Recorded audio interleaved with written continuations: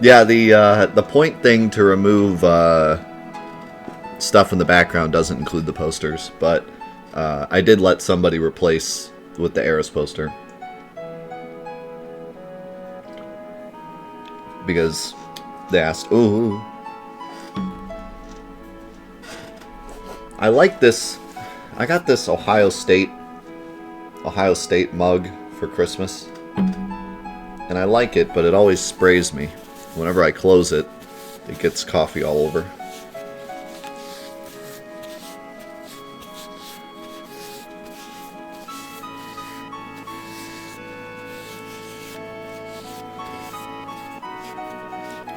I've never done an official, like, meet and greet. I've met with several fans, but I've never done an official meet and greet. The only reason I haven't is because the last couple years of my life have been way too busy. And when I say busy, more like I just can't go on like a trip. Mostly because of adoption stuff. Without going too far into it, you can't really, like, go on a week-long vacation to E3 when you have a potential baby at any point in time. So that's kind of kept me from doing, like, big, trips. Part of it's also myself, too. Like, to be honest, I just have been more focused on the family and not gone on any trips. But I do plan on, at some point, going to some kind of event. I don't know if it would be E3 anymore, because E3 is, yikes, kind of dying. But, just some kind of event to where I could say to everyone, like, hey, I'm going to this event. If you happen to also be going, hit me up. Because that would be really nice. I'd love to meet more people. The only people I've met are people that are, like, really close to the show that have happened to come through Ohio. But I would love to do an official, like, hey, I'm going to be in this spot, so come check it out, kind of thing.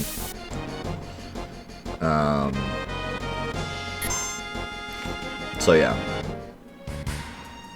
It's definitely not like I don't want to, it's just not been in the cards the last few years.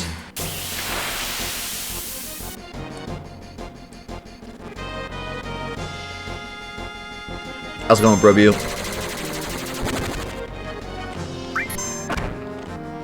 Wow, I just realized. I'm like running and looking at chat, and I'm like, wait a second. I forgot there was a fight like this on the bridge. Oh, I picked the wrong one.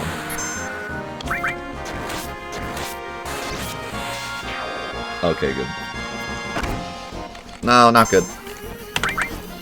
Yeah, I've always thought of going to an E3. That's like the big one I'd love to go to. I'd love to go to an E3 and just enjoy gaming and meet up with people. Like, that'd be awesome. But E3 is kind of yikes now. I don't know.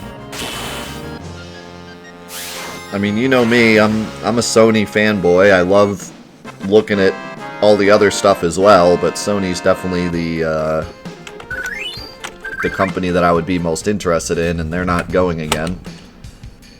And there's some word flying around that E3 as a whole might not be the same anymore. Not just from Sony not going, but because it's just not the same anymore. E3 is kind of weird because it was never supposed to be for the public. It was supposed to be a event for, like, for the companies themselves to sell their tech to third parties and stuff, and to show off stuff for the press. But it just kind of became a convention over time. But now, with the way digital games are and the way that technology is, they really don't need a convention to show off stuff. And a lot of the companies are just doing their own things now, like State of Play and Nintendo Directs and stuff, so E3 just isn't really needed anymore. I wish it would still go on, though, because, I mean, nothing really beats the hype of an E3 event, but I guess the companies are just kind of deciding it's not worth it anymore. And also, E3 used to be a place where the companies could fight against each other, you know, like a head-to-head battle of, you know, which console wars was like a big thing at E3, and usually whoever walked out of E3 winning the crowd vote won the console wars that year, you know. But nowadays, console wars aren't really a thing.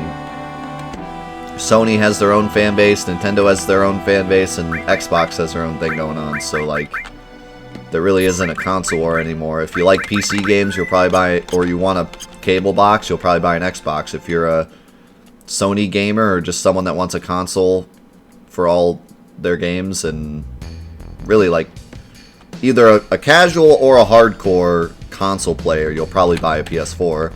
And if you're a more casual player or you want something on the go, you'll buy the Switch. So it's like 3 different things now. It's not necessarily a war. So yeah, I don't know if E3 is really necessary anymore. I would like to see it keep going, but because to me, nothing beats, you know, going to E3 and seeing the premiere of the PS5. Like, you know, that's what gets everyone super hyped for games every year. So it would suck to not have that. Excuse me. It would suck to not have that. But it seems like that's the way it's going.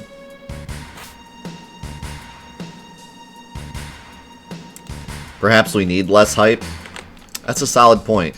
Hype is what got us into this situation where everyone buys pre-order games and then hope the game actually ships. If there wasn't as much hype, people wouldn't spend all their money on pre-orders, and maybe games would be better.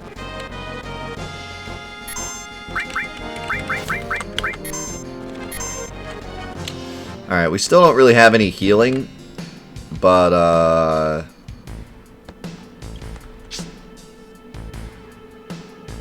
we're gonna give this a shot and see what happens. I guess as long as we don't get trined the second the battle starts. If we don't get the first turn trine, we'll hopefully be okay. I'm gonna go slowest again because I'm using a spiderweb.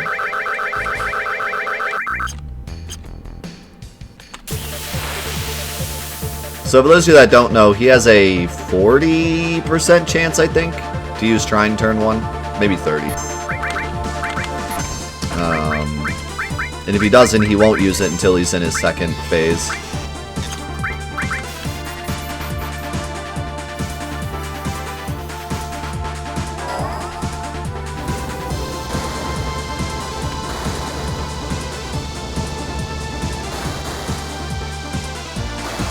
I'm pretty sure I equipped it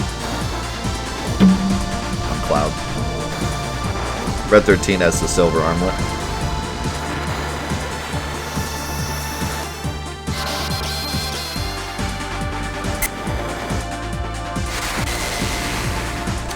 Yet another boss that can be cheesed with poison. Like I said, pretty much the entire first half of the game, almost every boss can be cheesed with poison. And then the second half, none of the enemies can be poisoned.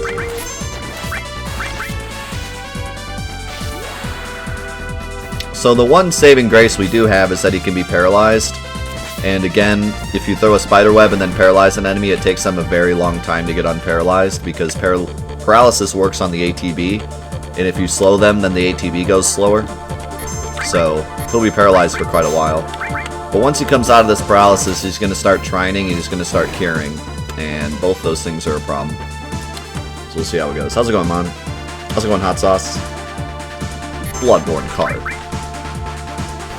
I'm ready. I'm ready for Bloodborne cart. I don't know about you. My body is ready for Bloodborne cart.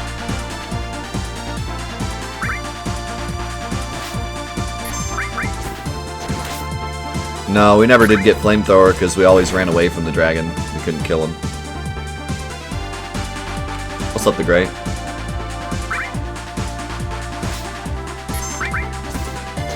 We do still have this, but I don't think it works. I don't think he can be put to sleep. I could be wrong.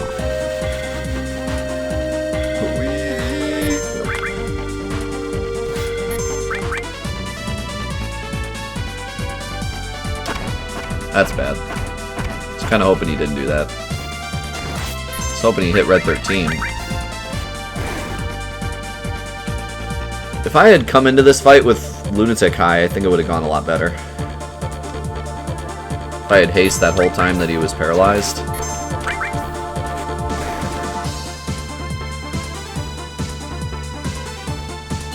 Alright, he's in Trine mode now.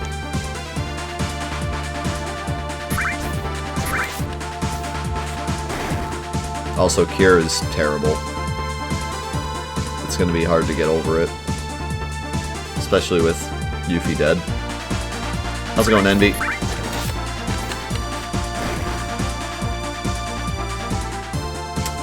Ouch.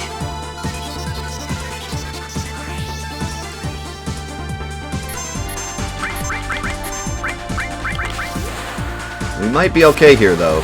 Because I can paralyze him again. And I think Trine does damage. I think. I could be wrong.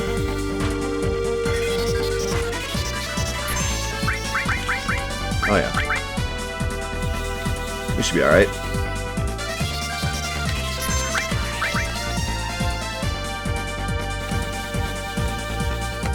I have haste too, so I can cast a lot of Trines before he comes back.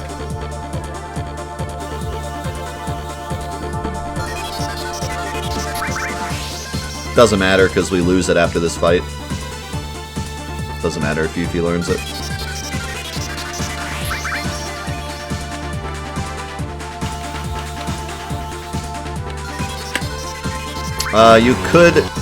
You could theoretically do the Lucky 7 strat, but you'd have to go back and get Deadly Waste. You'd have to go all the way back to Junon to get Deadly Waste.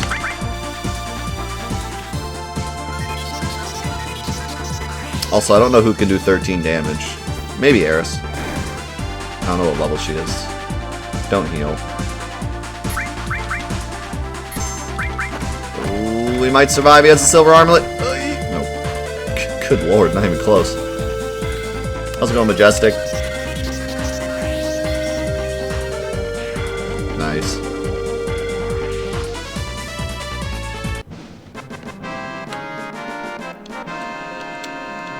That was a little close.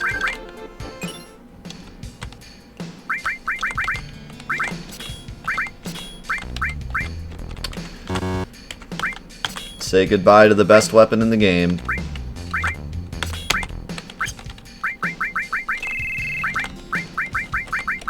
Actually, I think... Yeah. Well, let's go Vincent. Why not?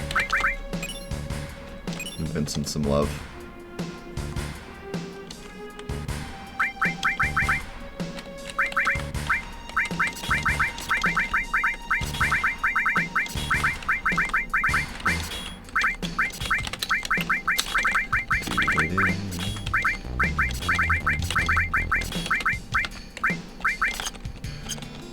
What's up, MTG? What's up, Random? Not even close. They didn't stand a chance. Okay, so, back to walkthrough mode for a second. If you want to know how to beat Palmer easily, he can also be cheesed with poison, like I've said.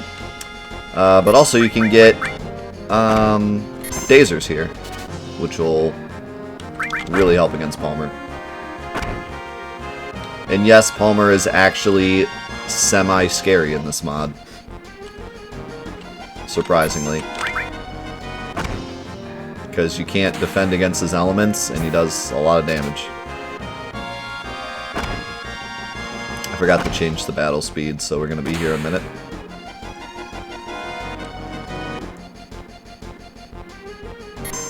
Also, one thing you could do to help, if you don't grab the sniper CR before fighting Materia Keeper, you could go back and grab it.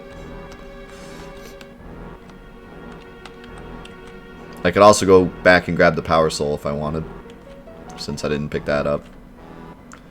But I don't think we'll need it. We'll be alright. I can also grab the Yoshiyuki, but I think I'll wait to grab that. So I'm not too worried about Palmer.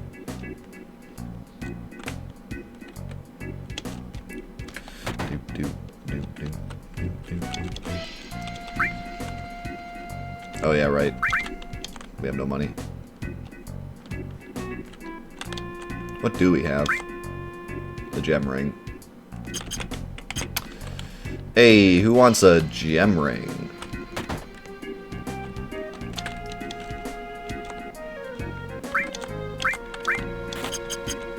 Now I have money.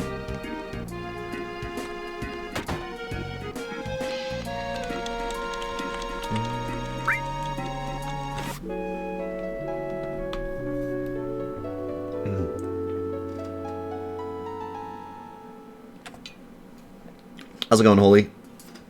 Good to see you, dude. So yeah, there's a couple things you could do here. You could talk to the old man and get the Yoshiyuki. You could go back and grab some of the items that we've been talking about this whole time. As long as you don't screw up the ladder thing in Mount Nibel. Otherwise you have to go like all the way around. What I'm going to do to try to make this section a bit shorter without having to walk all the way back and grab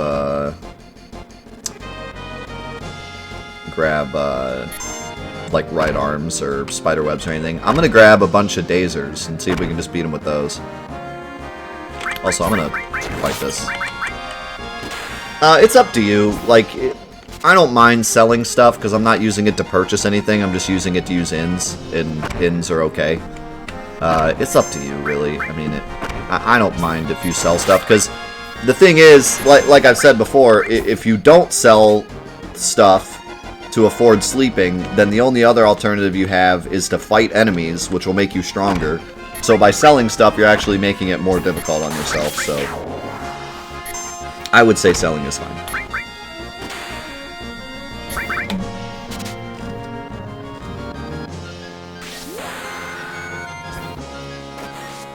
How's it going, Survivalist? How's it going, KJ?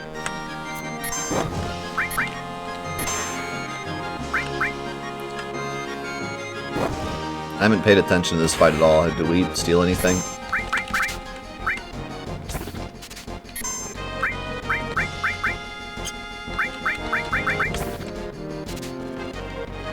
What is going on? How dare you? How dare you summon a wolf who's showing me his butt? That is rude. Oh, I'll only give his nuts. I want nuts.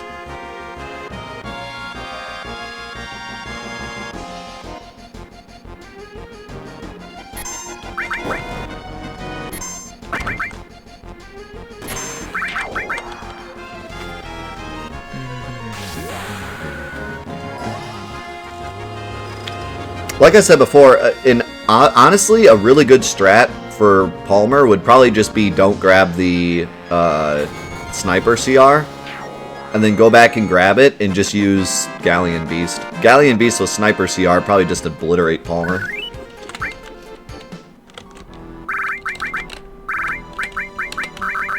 Also, is Vincent in the front row? Because if he is, I'm going to be upset.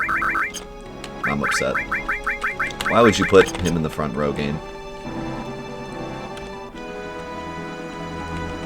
9 stealing mechanic makes you want to die. It's the worst. It's the absolute worst. Which is funny, because 10 has the best stealing mechanic. So, they went from the worst to the best. I guess they realized how annoying it was, and they fixed it in the next game.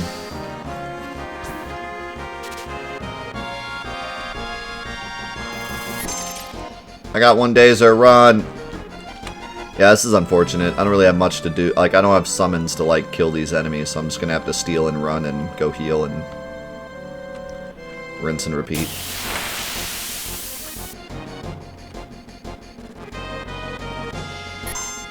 What's that? Putting Vincent in the back row makes him do the same damage, but he takes half the damage from physical attacks. That seems really strong. Put him in the front row. Oops. That's not the end. Why is 9 bad? Stealing has an incredibly low success rate in 9. For really no reason.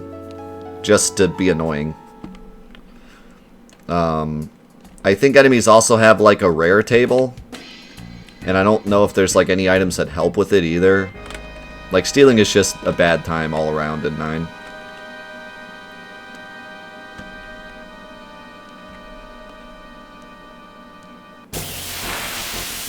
And some of the enemies have like really important steals that you want that you can't get like anywhere else.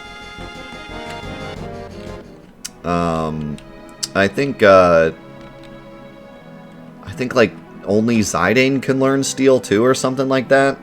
So like you have to waste Zidane's turn stealing and it's always a terrible chance and there's like nothing in the game that helps you. So it's just bad all around.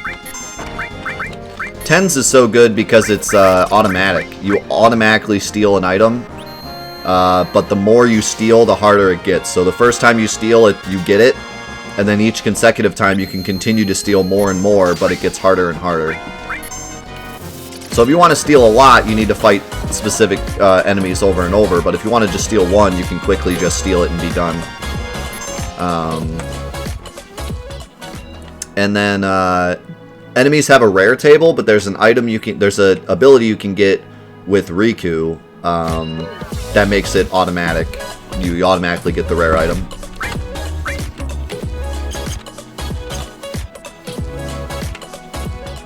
The thing about stealing is, like, it should be hard. It shouldn't be, like, super easy to steal awesome stuff all the time. But what's great about steal mechanics is when in late game, they make it a lot easier. Because in late game, you don't want to waste your time fighting a bunch of weak enemies just to steal items. Like, you want to, you know, just get the items and move on. So it's really nice when they put a late game item that allows you to steal easier. And in 10, they actually have an item that automatically makes you steal the rare item, which is really, really nice. I have 4 dazers. I'll do one more.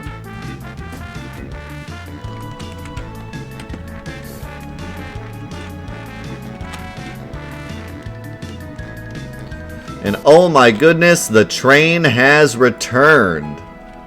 Holy cow, thank you guys so much. We got Scoot Dude with the 2 gifted subs. To Doggo for the brand new sub, and Kieran with the brand new sub. Welcome to the crew, guys. Thank you so much for the support. And Mon with the 3 months. Congrats on getting that rare blue badge. Keep up the good work. Thank you so much. And Scoot Dude, thank you for the 5 months. Final Fantasy Fridays. That's right.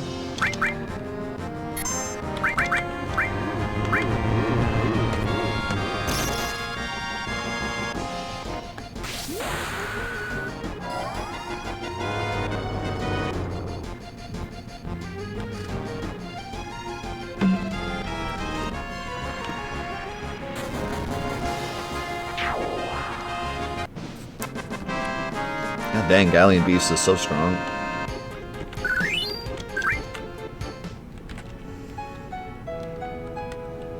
Does Slash All with Steel work? No, but it might work with the Master Materia bug. I'm not sure. I don't know if I've tried it. These enemies are terrifying, by the way. There's a bug with Master Command where you can do weird stuff like that you're not supposed to do. But I'm not sure. But normally, no. Steal as well with any command doesn't work. Only works with magic and summons. But you can do Steal Mega All. Or even just Steal All. And it'll work, I believe. I think Steal All works. If not, Mega All does. You can steal from everyone. I think that works.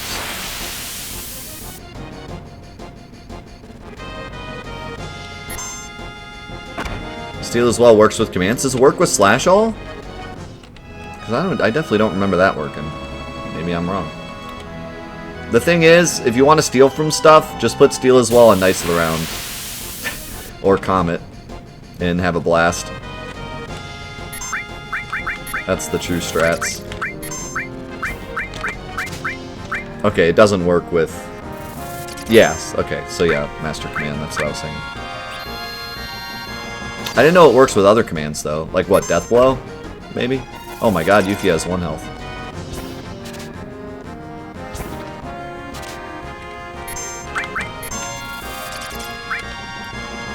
We out. Perfect. Death Blow and Morph. Nice. Oh, it works with Morph? That's cool.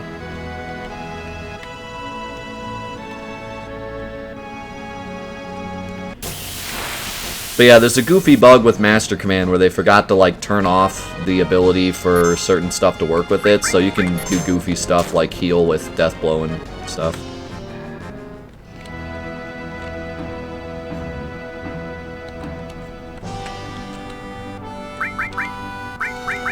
There should be, like, an extra line of code in the game that says if you put Steal as well and Sense together, you just automatically get Steals. Because you would think, like, if you sense the enemy and see all of its data, you should be able to just, like, take the item for free. If you got that much info on them, you should be able to pick their pockets, right? Oh, another thing you could do here to make Palmer easier if you're having issues with him is go back to Mountain of Bell and steal more gold armlets.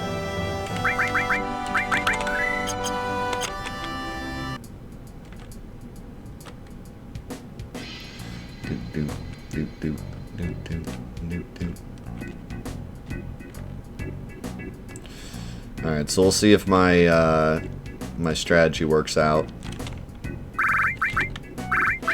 Hopefully it does, because if it doesn't, we have to sit through all this again. But hopefully the Dazers are enough to take them out. We don't have to get anything else.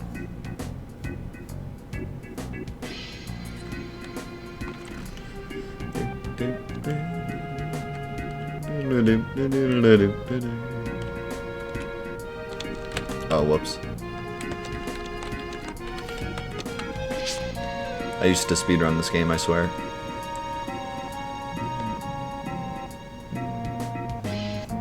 Somebody asked about the randomizer. Yeah, I enjoyed the randomizer quite a bit. It was really fun. I want to try to find a setup that would be good for an actual Let's Play. Or rather, challenge run. Something like random materia bonuses, no items or something. Like, just come up with some kind of weird challenge that the randomizer could do.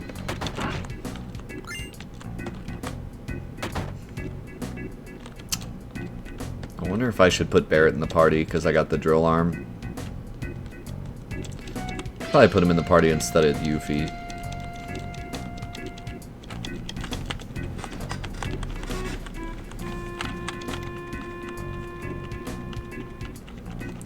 Yeah, I want to come up with some way that we can do the randomizer in an actual challenge run. You know, Friday series, rather.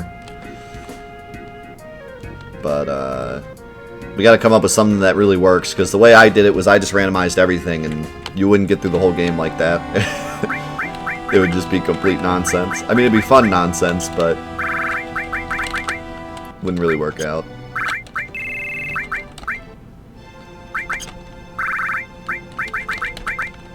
Alright, Sega Chief, you're up.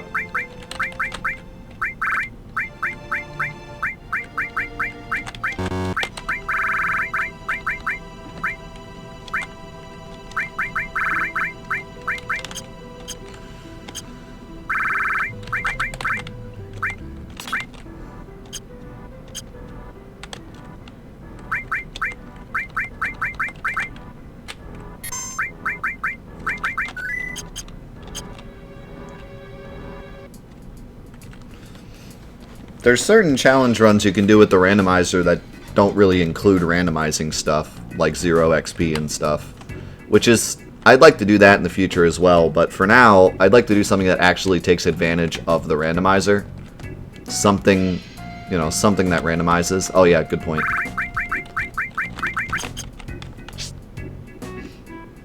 Thank you, Fat Steve.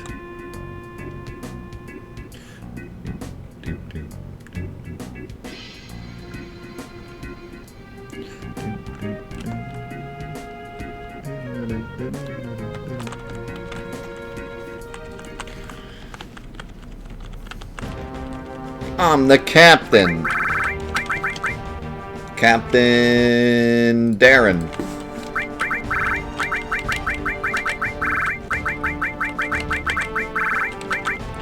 I'm surprised we didn't really have any meme names except useless.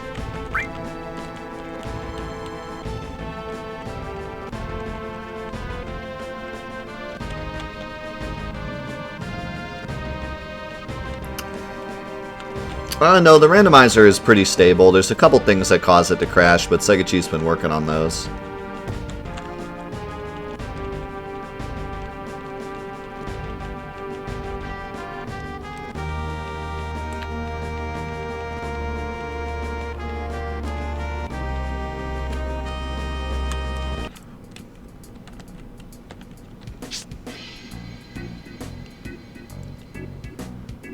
Oh no, Sid's theme is definitely one of the best songs. One of the most emotional. It's really, really good.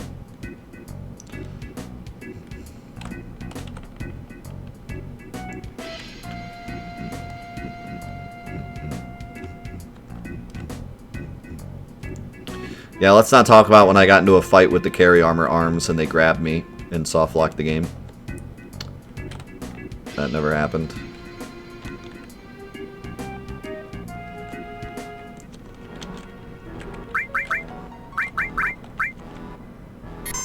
And then Tifa ran away upside down. Also didn't happen.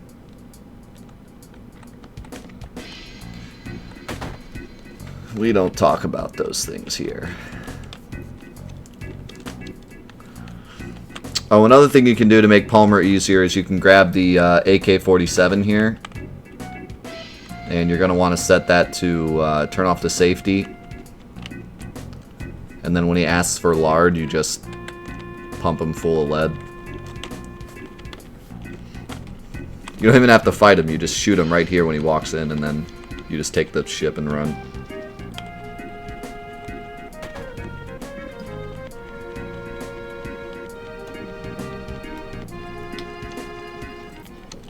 What was this game rated again?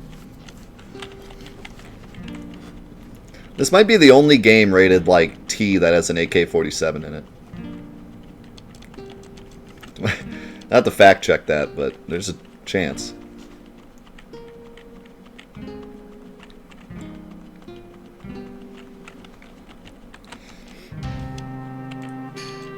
Like, sure, there's T-rated games with guns, but is there a T-rated game with like a real, specifically drawn AK-47? And a guy that cusses like every other word that owns it?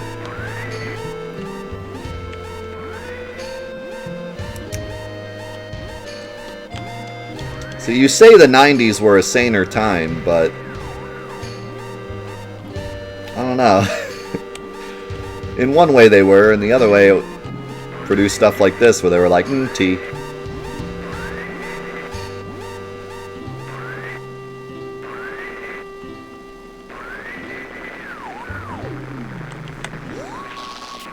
The 90s created stuff like Ren and Stimpy and other 90s shows that I can't think of at the moment.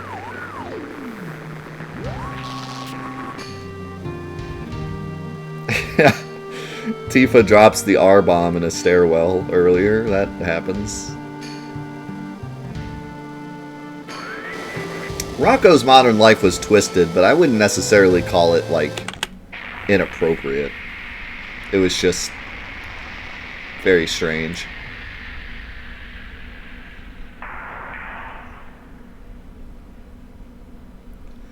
Animaniacs was more inappropriate than Rocco's Modern Life was.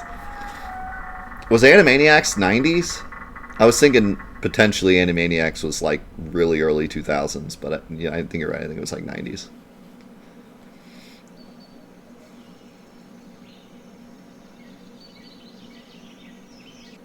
Courage the Cowardly Dog wasn't inappropriate. It was just nightmare-inducing.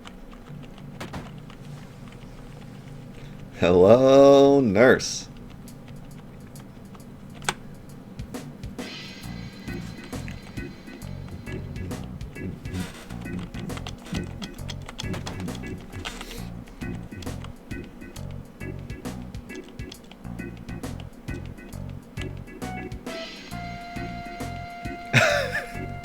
Did he? Okay, I don't remember that part.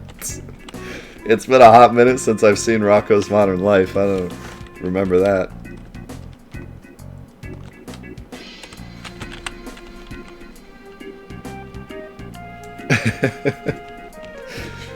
'90s were a little different. Oh God, Cow and Chicken, that show.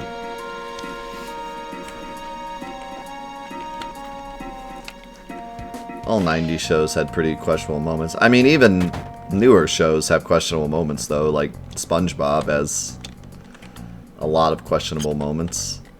Maybe a little better hidden, but still.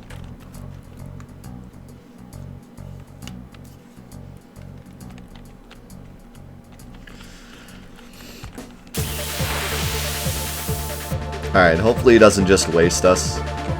Our limit bars are nice, we should be fine.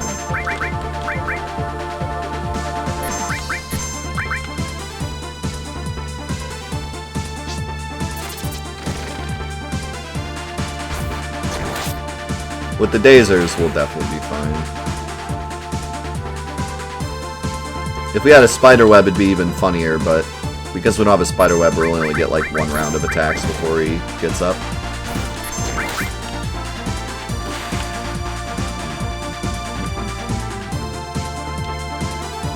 Oh, maybe two.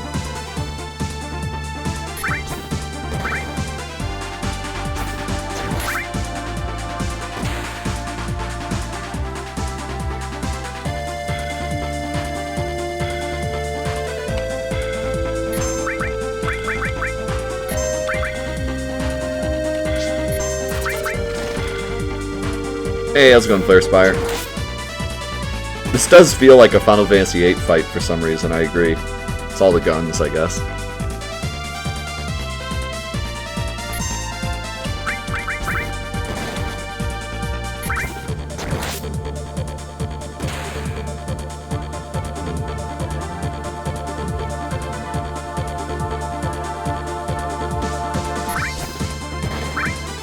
I can talk retro cartoons all day. That was my life for a while.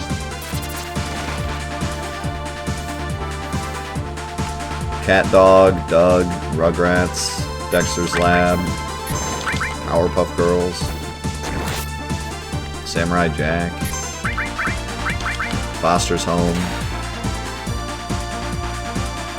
Ed, Edd n Eddy, Rocket Power, Cat Dog. Did I say Cat Dog already?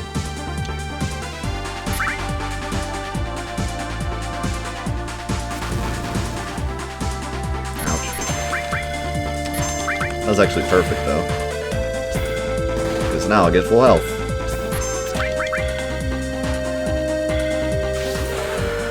Angry Beavers.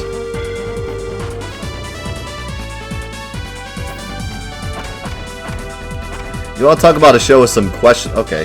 You want to talk about a show with some questionable stuff? Tom and Jerry. Tom and Jerry is like one of the only shows I watch with my son, and I think like, should I actually be watching this? I watch it as a kid and my mom would say stuff like that and I'd be like, come on. But now I watch it with my kid and I'm like, maybe we should turn it off. Like, I don't know, this is weird. Some of this stuff is like, wow.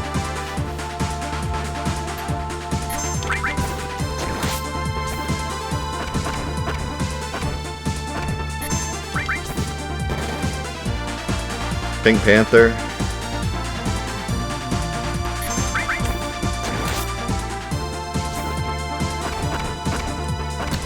I don't know. It's kind of sad, like, to be quite honest with you, I think back in the day,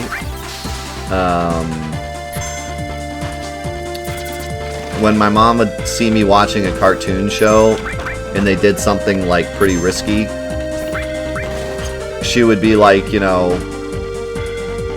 oh, I don't want you to watch that, I don't want you to be, to see stuff like that, you know.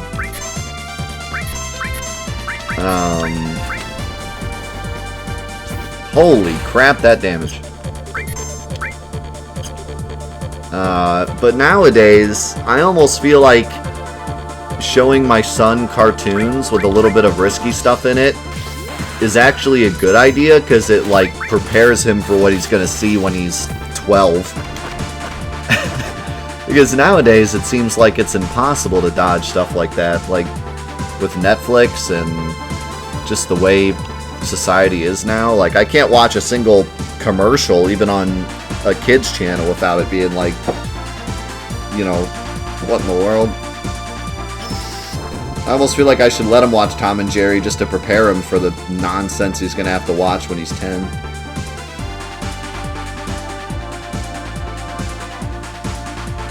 Like, certainly you can't sanitize everything, but back in the day you could at least sanitize things up to a point. But nowadays it's like, do I even try?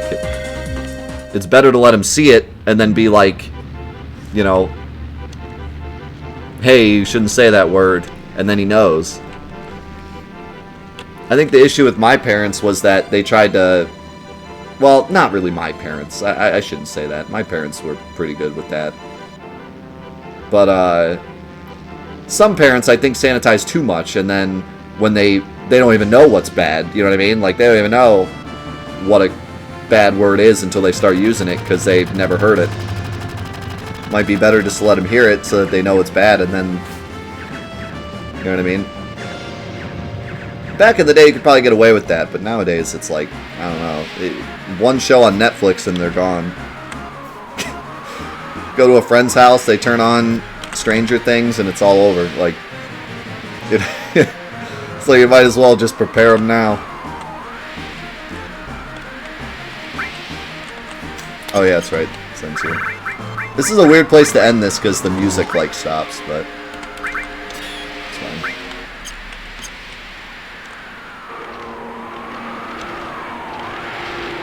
We kind of had to because you go on the world map after this, so I guess we could move it to this scene.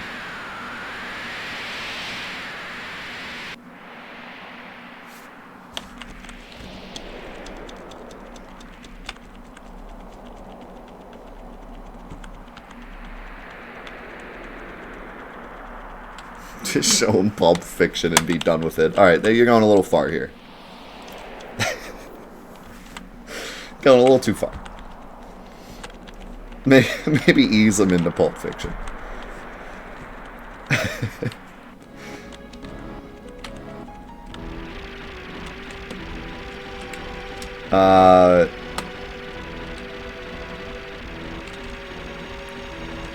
What was the other,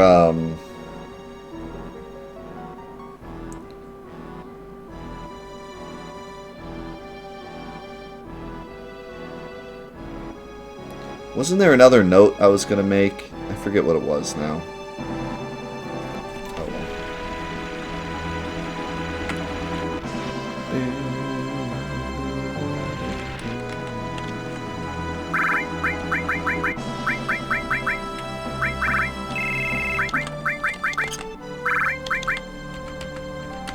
well. Okay, so, this didn't check correctly for gold armlet, so I'll have to write that down.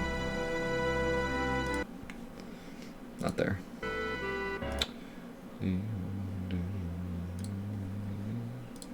So,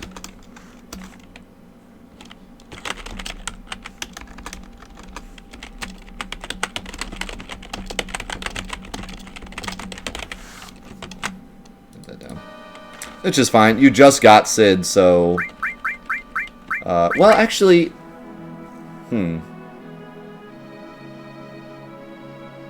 I guess this is fine, actually, because you don't technically get Sid until after the Palmer fight.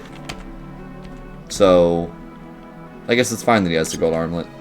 Never mind. Yeah, that's fine. I feel like there was something else I was going to write down, though, and I can't remember what it was. Oh, well.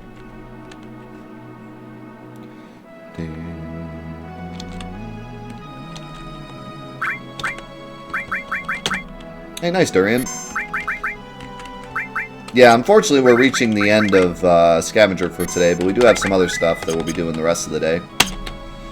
But, yeah, we start Scavenger at 8:30 in the morning. So, if you want to catch it right after the YouTube episode, that's when you'll be catching it. It didn't remove our materia, though. Wait, did it even reset our materia? Something ain't right here. It didn't even reset our items. It didn't do anything at all. Somehow I was able to skip that section. So yeah.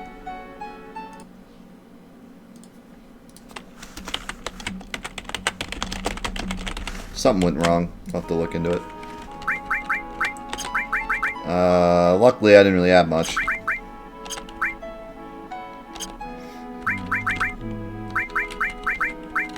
I didn't get any enemy skills either. Counterattack, that's about it.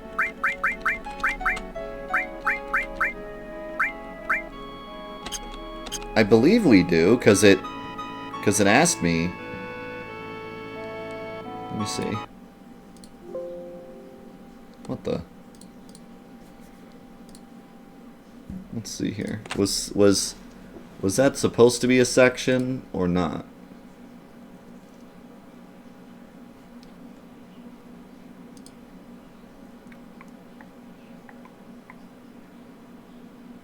No, it wasn't, actually. So I don't know what happened there. I think there might be, like, remnants of a section there. Alright, we'll look into it.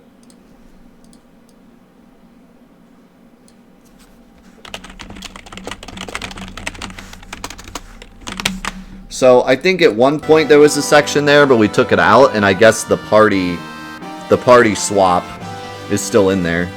But that won't affect anyone's playthrough. All it'll do is just give you a party swap on accident. It won't affect anyone's playthrough, so. Cool.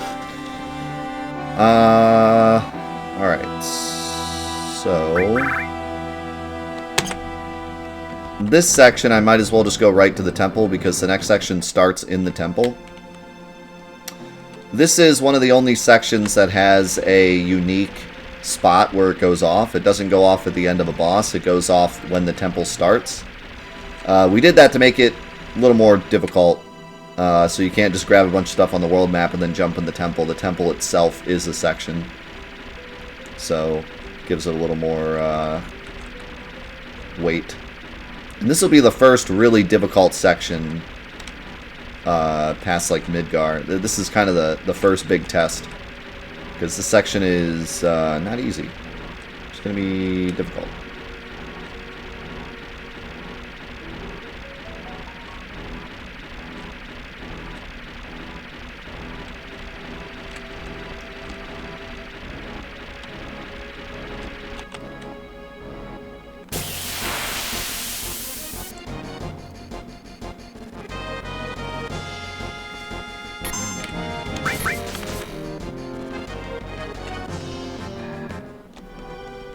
Yeah, even if for some reason that section got bugged and it did take away your stuff, it wouldn't matter because you're about to get your stuff taken away again when you enter the temple.